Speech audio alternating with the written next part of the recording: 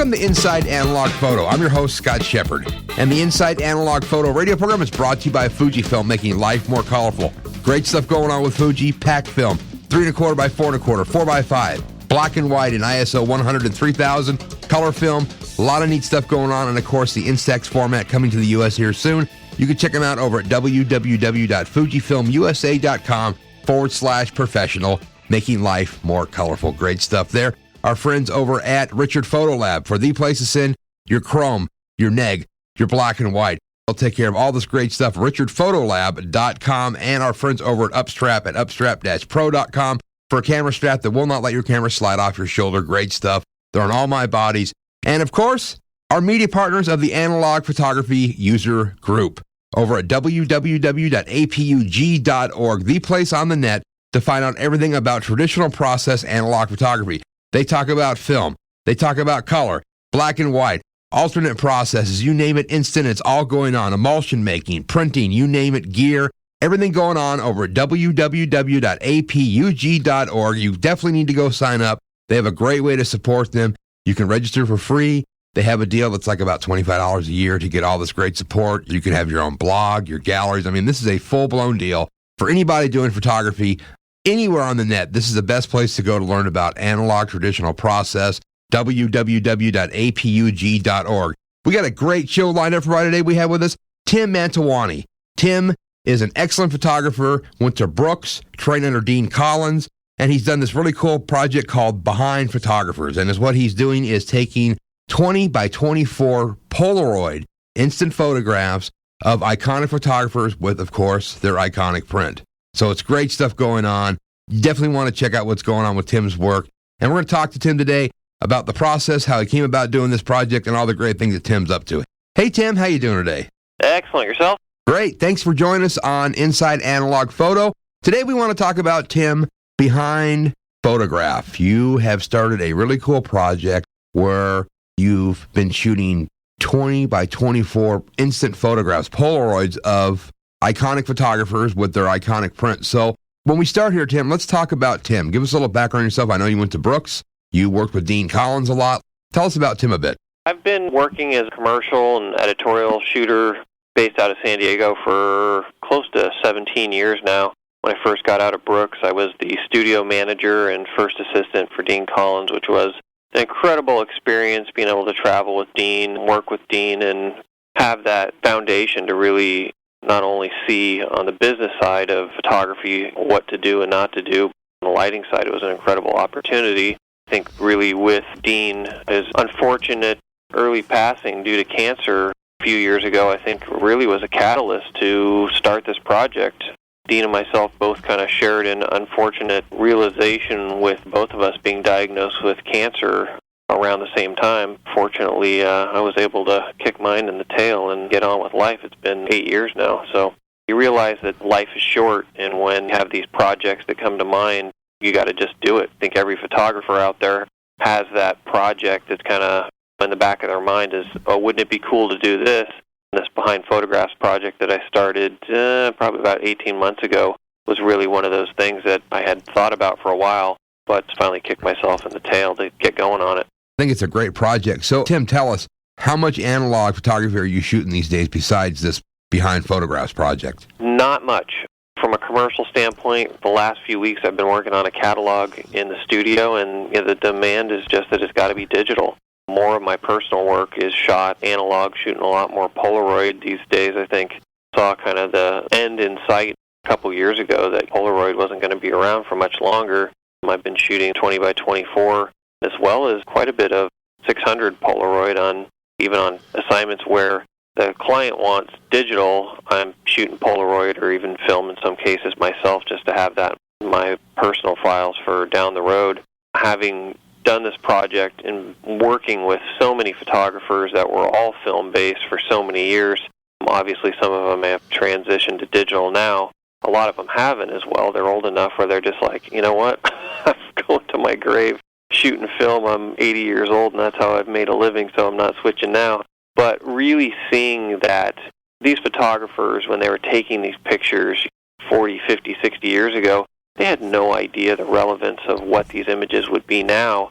those silver-based pictures are so incredible and so rich now that I really think it's going to be interesting to see 40 years from now, since so few people are still shooting analog, what the value of that medium has looking down the road when there's so much digital media that who knows how that stuff is going to be able to be reproduced, or what the collectability is going to be of stuff that's still shot silver-based at this time in history. Tim, what are you shooting with gear-wise analog? I mean, we'll talk about the Polaroid, the big project here in a bit. What are you using otherwise analog? I've always been a big 4x5 shooter. Hasselblad has been a format I've loved to shoot with, a Hasselblad with a 40 mil for portrait work. Still one of my favorite ways to shoot portraits on location. I mean, I'm just a camera junkie. I'm constantly buying old cameras, taking workshops. I did a collodion workshop earlier in the year just to see what the wet process was like, and absolutely just love the look and feel of that. It's all over the board. I have 35, medium format, large format, 8x10, bunch of junk cameras I picked up at the swap meet. So it's really, to me, that's always been exciting part of photography, is just kind of picking the right tool for the job or experimenting with a variety of different formats and cameras. So I'm not really stuck to one format for shooting analog. Very cool. So behind photographs, let's talk about this. This is shot very uniquely. This is done on a 20x24 Polaroid instant camera, a very special camera that was built by the Polaroid Corporation. They have, 4 or 5 of these in the world, maybe? Yeah, there's a handful of them. I believe originally 6 of them were made. There are 3 that are available for rent, one in Prague, one in San Francisco, and one in New York. So I've been started initially with the one in San Francisco, which is run by Tracy Storer out of Less Space Studio in San Francisco, and then working with John Reuter and Jen Trausch out of New York. There's a studio in Tribeca that rents a camera there. So I've been working with those 2 rental cameras, and then about halfway through the project, I realized that I was going to have an easier way to get access to a camera, so I actually purchased a 2024 Wisner camera, which has a Polaroid back on it, and have been driving that around to get to photographers that otherwise I wouldn't be able to get to the camera. So the fundamental difference between the Wisner and the Polaroid camera is that the actual Polaroid cameras, the processing unit is part of the camera. So basically, there's a roll of negative and there's a roll of positive receiving sheet, and that part of the camera is actually all one unit. And with the Wisner back, I have an actual giant Polaroid back, and you have a ground glass which comes off, Polaroid back goes on, you shoot the picture, take the Polaroid back off to a processor, much like you would do with an 8x10, and then process that separately. So it got some upsides that the camera folds down and is a lot easier. I can throw it in the back of my SUV and go on the road, where the Polaroid camera, you need like a big U-Haul rental truck to drag that thing around. Where did you even find a 20x24 Wisner that had a Polaroid back even available? Well, you find through this group that there's a handful of people that have these cameras out there, and they're all basically attached through the 20x24 studio in New York. All the film supply that remains is you have to purchase it through them. So I started getting deeper and deeper into this project, and I mean that with time and with money. They said, hey, if you're interested in getting a camera, here's basically 2 or 3 people that have them that may be interested in selling them. And I called a couple different people and shopped around. Ended up buying one out of Los Angeles. So, I mean, I think it's a format that's appealing to people that love large format. It's an absolute monster process to drag around. I got started shooting large format portraiture and always loved it. So really, with my commercial business getting kind of pushed into shooting so much 35 digital, it really became kind of the anti-digital project for me to kind of get back to my roots in a big way. And when I originally thought of shooting this project, it seemed like the appropriate medium to shoot it in, because I wanted to celebrate the history of living legends of photography, and that people have paved the way for myself and for so many others. And if I was going to start calling these photographers and say, hey, I want to do a portrait of you, they've been approached numerous times for this type of thing, and it needed to be something that had some appeal for them to want to see the camera or be photographed with the camera or use the camera. So it really worked well. I remember specifically Pete Turner asking me, hey, why are you shooting it in this format? And I said, well, if I was shooting 35 digital, would you be here?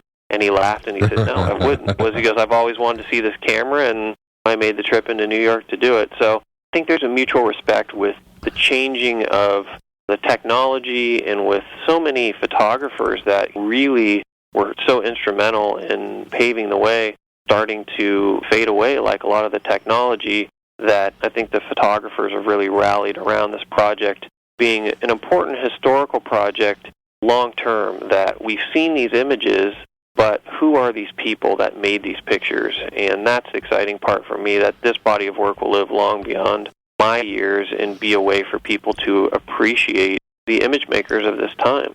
People really don't recognize, well, here's this photograph, I've seen this on the cover of National Geo or Time Magazine or Life or wherever they've seen this image, and it's iconic, but you don't see the photographer behind it. Yeah, and photographers, we get our byline is 6-point font, the bottom of the page half the time. I think it was important to celebrate that these people, in so many cases, not only recorded history, but in a lot of cases, they helped define it.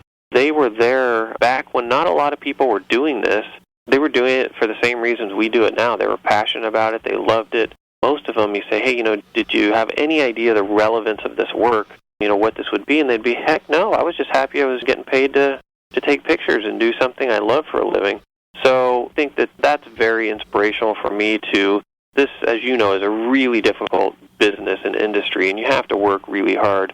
But the common thread I see through all of these photographers is they love what they do, and they're all drawn to different subject matters. So that's what's been really interesting about it as well.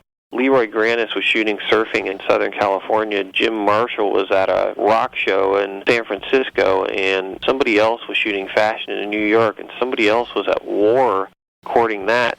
So everyone had this common bond of this passion and interest in photography, but yet their personal interests drove them to record different subject matters. So I think that when I've talked to photography students, what's your advice? And my advice is go shoot what you're passionate about. Your work will bubble to the top, because there's so many people out there just going through the motions and taking pictures that pay the bills, and we have to do that to make a living. But as far as personal work, go out and do the stuff that speaks to your heart, and you're going to get some great pictures. Oh, definitely. You want to do what's going to drive you, and like you said, you need to do what you need to do for work and business if you're a professional photographer. I do see that more and more now the rise of film is picking up momentum again. Sales are picking up for people that are manufacturing film, because I think people are having a disconnect with digital, and they want to go back to a craft where they've never even shot film before at all. I have a few interns that have come through the studio lately, and it's interesting to talk to them that they've never had a film camera. And it's like, wow, it's hard to really even believe that. Talking with someone recently, he's like, oh yeah, my parents bought me my first digital camera when I was in high school, and no idea how to shoot film.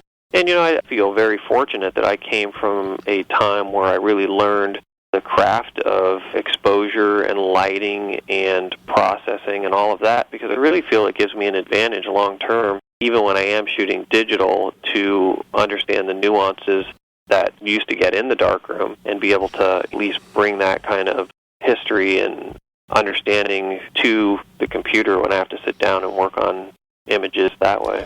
I think the problem, too, is even schools like Brooks anymore don't make you go out and buy a 4x5 camera. They don't teach you film. They don't even have a dark room. They've killed it all. It's all Photoshop Central. The whole green push, which is obviously great, and the waste and the hazardous waste of the chemistry and everything else associated with working in the dark room. I think there's a lot of pressure on schools like Brooks to say, hey, why are you teaching this? This should be an elective. This is not how things are being done now. People aren't using Rubylith to do graphic design, so that shouldn't be at the forefront of your teachings. That should be something that if someone wants to learn that as an alternative process, they should. So I certainly understand from the mass of people that are going to graduate from these photo schools that a lot of them aren't just going to be digital shooters and don't have any interest in shooting analog or don't want to learn how to do it. But to me, there's just been more and more of a push within myself to go learn the wet plate process, to say, wow, what's going to happen if there is no more film and paper and darkroom chemistry? At the very least, I can just go do it myself. Really get back to being a craftsman. I really feel like as the technologies evolve, it's a blessing and a curse at the same time. on one hand, absolutely amazing the time we're living, the technology we're seeing in photography, and what you can do, what you can visualize, and what you can do not just in capture, but after the fact from a creative standpoint is incredible. It's allowed so many people that otherwise would have never been able to be photographers to become photographers, which is fabulous. From a business standpoint, it's absolutely killing the industry because once the value of an image became less than $1 on the internet, the appreciation for the craft of photography, to a certain degree, I believe, has really suffered. So what are you going to do? My thoughts are that what you have to do is still be an artist and a craftsman. Some people do that with digital, with Photoshop techniques. Other people like Rob Kendrick have taken on the collodion process and making one-of-a-kind works of art as analog photographers. And I feel that that stuff in the end is really going to be the work that's going to be appreciated because it's still like a blacksmith chiseling away and making something that's really special at the end of the day. I mean, look at Rob. Rob Kendrick's work is amazing. He does it out of a trailer, out in the middle of nowhere.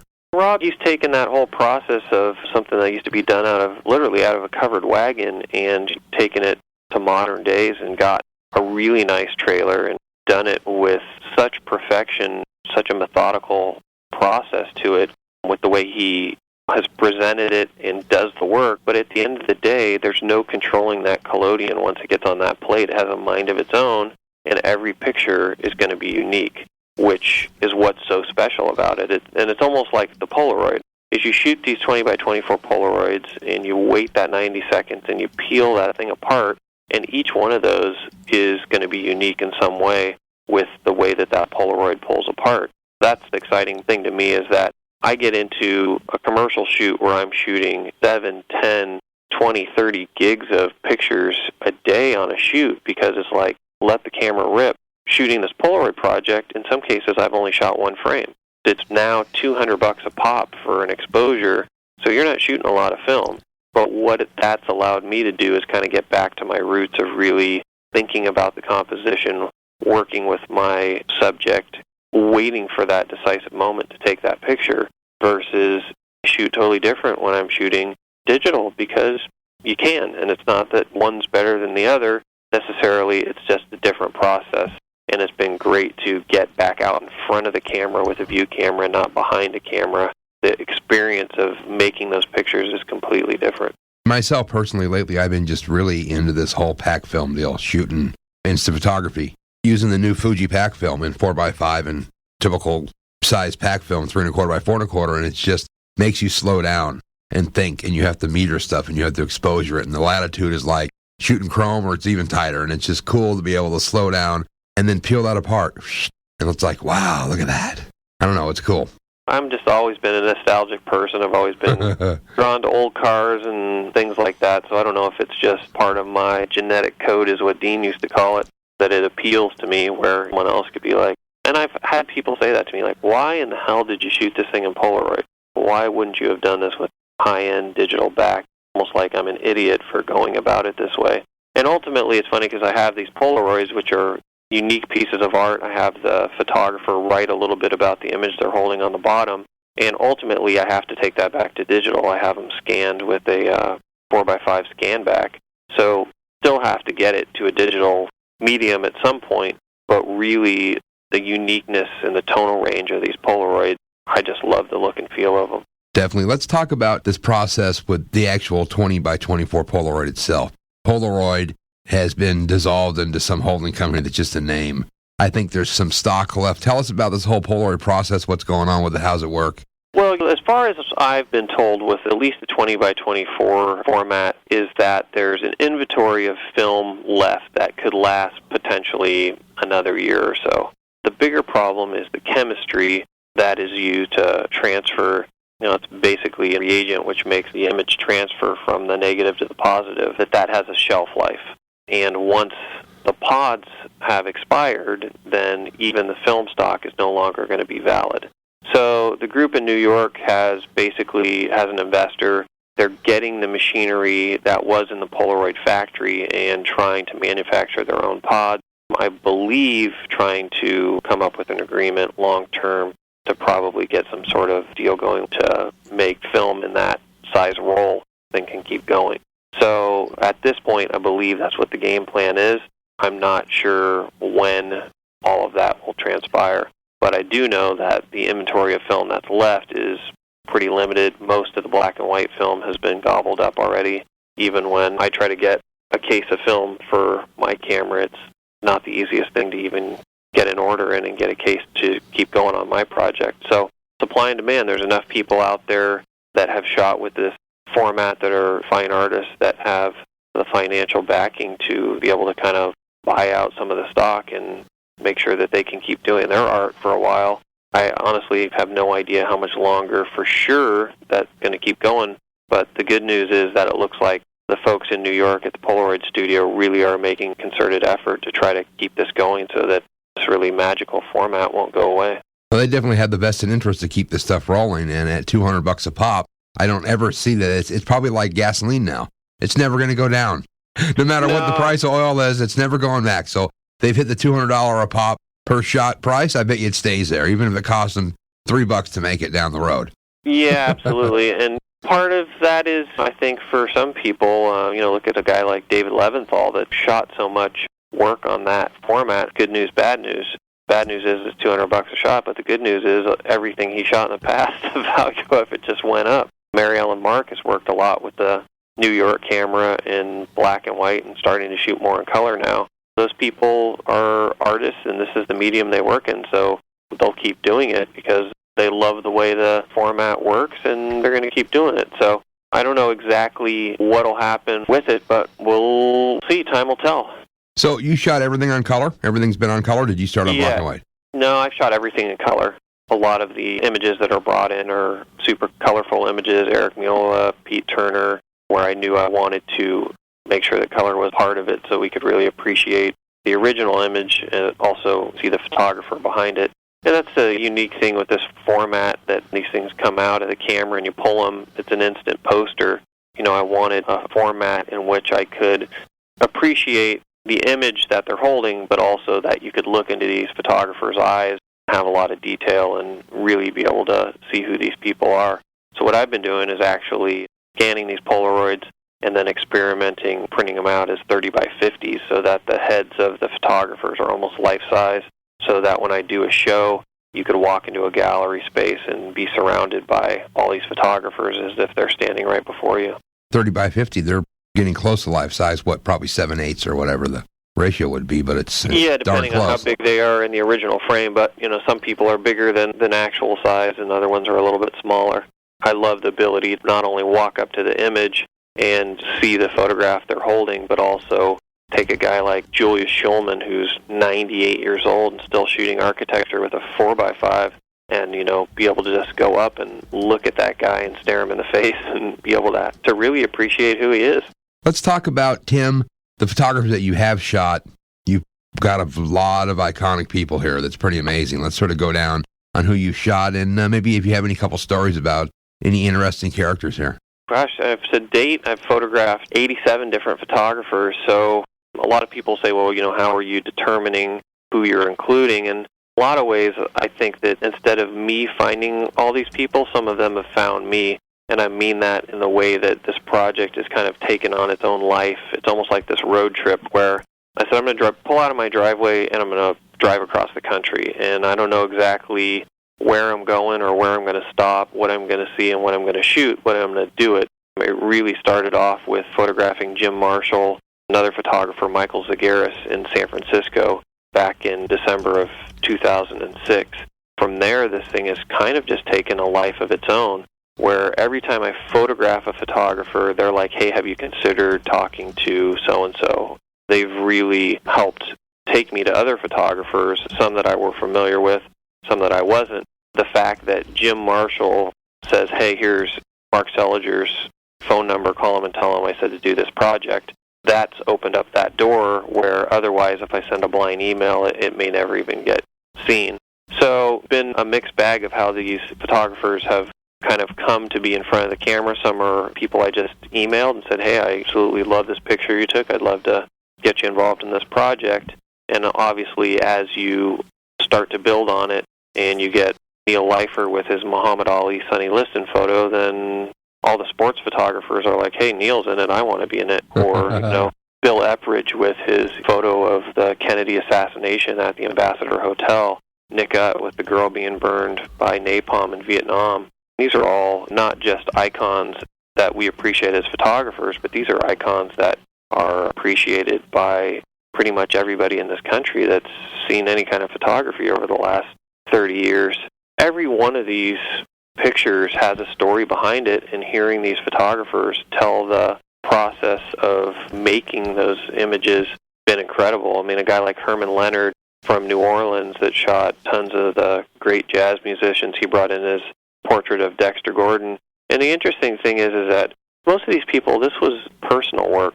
Herman wasn't getting paid for that. He was shooting 4x5.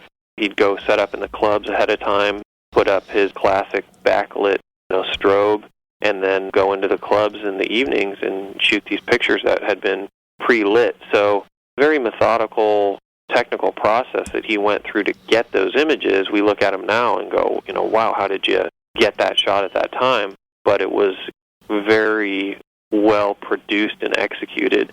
But, to hear him tell these stories of going into these jazz clubs, working with these musicians that are no longer here, are just incredible, incredible stories. You did Harry Benson. You know Harry. I mean, he's great. Just to talk to him and hang out. It's unbelievable. Oh, yeah. And the story with him and the Beatles stuff must have been really cool to shoot Harry. Yeah, he was one of the last people I photographed about a month ago back in New York. He'd been someone I'd been corresponding with for over a year and a half, trying to kind of coordinate with, and every time I was in New York, he was gone. But, yeah, what a character. He didn't even want to be with the Beatles. He had an assignment that he was supposed to be on in Africa. His editor at the paper said, I want you to go shoot the Beatles. And he's like, I don't want to go photograph the Beatles, What a pain. Biggest blessing in disguise, he said, that ever happened. He was working with them. They got the news that night of the pillow fight shot that they were going to be coming to America. They were number one, and they wanted them to be on the Ed Sullivan Show. And that's when they asked him if he wanted to come to the U.S. with the Beatles, and that's how he ended up getting the photos of them getting off the plane and everything else. These guys are living history books. I've tried to do what I can as far as documenting their stories, their imagery, and there's also another photographer, Paul Waldman, with the LAMP Project, the Living American Master Photographers Program, who's been doing audio transcriptions of some of these people, and Paul's been at it for years. It's interesting. He just recently contacted me. We realized that we had met like 14 years ago when I worked for Dean, and he had come to Dean's studio and done a portrait of Dean and recorded him. I have utmost respect for Paul, him chronicling these photographers and getting them on tape or on video, on film, again, so that, these precious stories are going to be preserved for future generations to appreciate and also to educate people. It's a great, great project you're working on to be able to document this stuff. Let's talk about tech-wise here with the camera. What kind of glass is on your Wisner, of course, with the Polaroid stuff? How much light does this need? Are you burned in with heavy strobe, hot light? What are you doing on this process? Sure. I've got a 600 millimeter lens that I'm using for the majority of this stuff. I'm shooting with strobes. You just have to use a ton of power. Even at f32, you're getting about 3 inches of depth of field with this camera. So one of the things that has been limited from the creative standpoint is while I'm having these people hold these portraits or these pictures, I'm limited with that depth of field to be able to pull focus on their eyes and on the print as far as kind of how they hold them. So it's either like right in front of them and they kind of lean over the top of their print, or kind of on the side. Not a ton of different ways to compose these things. Using a big softbox in close, which is the way I've done the majority of my work. Even my athlete portraits for years have been pretty simple. And then decided early on just to go with a simple background. I really wanted to make these pictures about the person and their image, not have the background compete with that. So I've been just going with a little bit of light fall off on a gray sweep, and very simple. What exposure time are you doing with this film? What ISO is it rated at? How's that worked out? This film is the equivalent of what would have been like Type 59 Polaroid.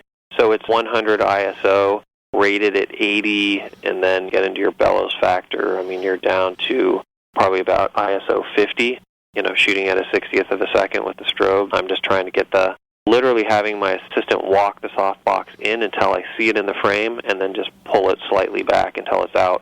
So it's as close as it can be to them without being in the shot. So I'm getting as much power as I can on them, the strobe being as close as possible. In most cases, I'm going with 2 heads through a softbox with power packs on full tilt, juiced all the way up so I can get the most I can out of that pop. Now, you're going to be shooting again here coming up next at, Photo Plus in New York here in a few weeks. Yeah, the big challenge has been to get the photographers to the camera. So photographers that have been based in New York hasn't been a huge deal to try to coordinate with them over time. A lot of people that live outside of an area where there's camera access, I need to try to figure that out. So with so many people coming into New York for Photo Plus, I'm actually taking the 20 by 24 down to Javits this year, renting a room downstairs and trying to get people while they're in town. I've got the camera for 3 days down there, and so probably one of the last big pushes for this project. Pretty good lineup so far, just a couple weeks out and starting to hear back from photographers. So I probably have another 15 people I'll try to shoot while I'm there in a few weeks. Now, you're going to shoot your Wisner, or are you going to use the Polaroid camera? No, I'll use the Polaroid camera because it's just a lot easier. Instead of trying to drag mine across the country, just rent the one in New York. Working with the Polaroid cameras, I have to say it is much easier of a process. Camera comes with a technician. Don't have the issue of having to take the back off the camera and take it to a processor, so it's a little quicker. And it really frees me up to focus on just taking the picture versus dealing with the mechanics of running the camera as well. So whenever possible, I prefer to shoot with the Polaroid cameras. I don't have to worry about packing it up and shipping it to New York and worried about it getting broken on the way. Exactly. Now, you can still obtain film for your rig. So have you been able to hoard stuff for yourself to keep it? Will these guys let you buy, here, I'll take 2 cases? How's this come packaged? How do you get this stuff? I end up buying a case of film which has 1 roll of negative and 3 rolls of positive. Positive receiver sheet is thicker than the negative, so that's kind of how it works out as far as just physics of how the stuff rolls out. And the last case of film I bought was before the price went up, and it was $2,500, about 40 exposures. So, I have a case of film right now I haven't cracked into that I bought a while ago, just trying to kind of keep ahead of it. I would say that case of film for the people I need to shoot on the West Coast, at least that I have lined up, will probably get me through the bulk of this project. People say, well, when are you going to stop? And I don't know that if I can keep shooting and they keep making film, I don't know that I'll ever stop. I think it's just one of those ongoing life projects. Short term, my goal is to have a book published. I've been talking with a few publishers and have a gallery show of this work. So as far as the bulk of getting the people that I've wanted to photograph in the studio that have agreed, gotten through a big chunk of that list. Tim, what photographers have you not been able to grab yet that you really want, that you haven't been able to get a hold of? Is there anybody that you're just really wanting to grab that you haven't been able to get yet? Well, there's several photographers that I've tried to approach that just have said they're not interested. Irving Penn's a classic example of somebody that just never has wanted to be photographed and isn't interested in being photographed, and, I'm not going to be able to photograph him. So it is what it is. It'd be great to have someone like that included in the mix, but I respect the fact that that's his choice and he doesn't want to do it. So, it's been an interesting response. Some people that early on kind of respectfully declined to be involved have come back to me and sent emails and say, hey, I saw, your write-up in this magazine, or talked with so-and-so, and they said I really should reconsider doing this, and when are you going to be back for a shoot? So there's a handful of people out there that I'm still pursuing. Some of them have said no, and I know that means no, and some of them have said no, and I know that means that it was no at that moment. Sometimes you have to kind of be persistent. Right out of the gate, I'd say there's some of the older photographers, that guy like Robert Frank I'd love to photograph, but he hasn't responded to my inquiries, and I know that this isn't necessarily the kind of project that he may want to be involved with. So I just got to keep doing what I'm doing, and again, every time I photograph somebody, another door opens. I've met some incredible people along the way whose work I really wasn't familiar with up front, learned a lot about a lot of photographers and a lot of the history of photography that otherwise I wouldn't have. This is such a really cool project to be a document these iconic photographers and what they're doing with their prints and the whole Polaroid thing with the super large format. It's a cool project. Really neat deal. been having a lot of fun doing it. It's like one of those things they say, be careful of what you ask for, you might just get it. I had no idea when I took those first two portraits that it would, less than a couple of years, have evolved to this. It's one of those things I know I've kind of been racing the clock with the medium and not knowing exactly what was going to happen with that. It's great news to hear that there's some potential that there'll be another solution to keep going so that 20 by 24 shooters out there, as well as 4 by 5 and 8 by 10 Polaroid shooters, are going to be able to keep working in that medium. So, Tim, tell me about some of the other projects you're working on. You have just completed a lighting DVD training series with Software Cinema that was originally, of course, founded by Dean Collins. Let's talk about what you're up to there. Sure. Outside of this project, people might know my work for my portraits of athletes, which really kind of evolved out of my relationship working with Dean. When I was an intern at Brooks at Dean's studio, his rep at the time was a guy, Jim Hancock, who later became the director of marketing at No Fear. That gave me the opportunity early on in my career to start photographing athletes, which I did a lot of large format portraits of athletes. When I first got out of school, still doing a lot of that kind of work for editorial and advertising clients. But when I was interning with Dean, he had just come out with his three-dimensional contrast video, sponsored by Chimera. Fast forward 17, 18 years, and we looked at the content in that program and said, man, this is really incredible stuff. That there's so much information out there now on how to use Photoshop and how to do this and how to do that. But really, the fundamentals of lighting, nobody did it better than Dean. So Gary Burns, who was Dean's partner in Software Cinema, and I sat down and said, how can we get this information back out there? It's kind of a tribute to Dean. So myself, Bill Holshevnikoff, who was original videographer and also a student of Dean that's done a lot of video lighting seminars, got together and went to Chimera and ProPhoto and said, hey, we'd like to recreate this content, kind of update it with current imagery and integrate digital technology and get it back out there. As far as just breaking down the fundamentals of lighting, I think it's one of the best programs out there. And I'm not trying to toot my own horn because Dean, it's all Dean. It's just me regurgitating what he came up with. But for anyone who's just starting to get into wanting to learn studio lighting and seeing light and understanding how it works, I think it's a great resource. It is. It's a great set of training. And guys at Software Center have been putting out some nice stuff. It's just great work they're continuing on that you guys created and with Dean, and it's pretty neat stuff. Tim, tell me about Behind Photographers. Is your website? Can anybody go look at any images? I know you've had some stuff in some magazines. You've got some more publications coming up here. Where do we find out what Tim's up to? And let's look at some of these just great iconic works. Sure. My website's just my last name, Mantoani, Mantoani.com. On my website, there's Behind Photographs area, and I've got all the Polaroids that I've shot to date up there, along with some press coverage and then some fun stuff, some behind-the-scenes pictures of, you can see the camera and some of the photographers signing their Polaroids. As I shoot, I'm just adding to it. It's all right there.